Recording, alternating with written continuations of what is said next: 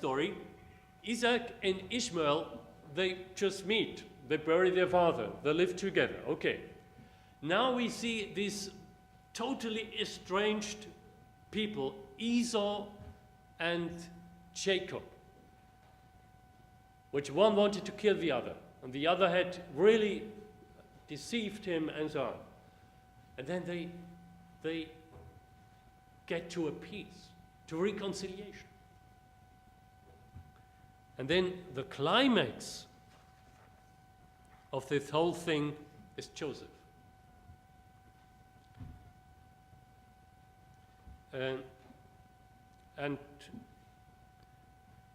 this is a really moving story, and I think we all know it, this story. The important detail is, as I already mentioned, Esau said, I will kill my brother as soon as my father died. I will not do it before, but when my father died, then I will kill Jacob. And then when Joseph first reveals himself and forgives his brothers, this is for the brothers only half true.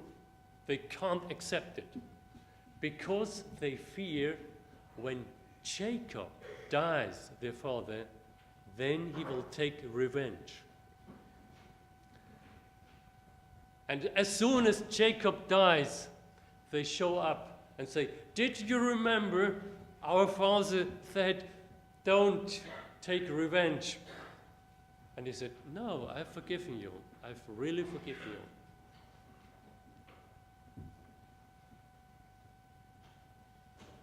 So, sibling rivalry may be natural, but not inevitable. It can be conquered. And the message today is really a message which is very important, I think, that we take in this approach to the other, see his humanness, accept him as a member of God's big family, and see what, even if we are estranged and far away from each other, to get on to this way of reconciliation. I was thrilled this morning when Denise had this prayer, God of our nation and of all nations, you have called us to care for and respect one another. Open our eyes to see each other clearly. Open our ears to hear what others are saying clearly. Open our hearts to know our own weaknesses and mistakes and to be able to confess these. Build in us an awareness for each other's culture.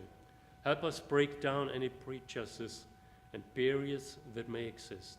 Help us to do justice to one another and as Christians to hope for Christ's coming again together. Amen.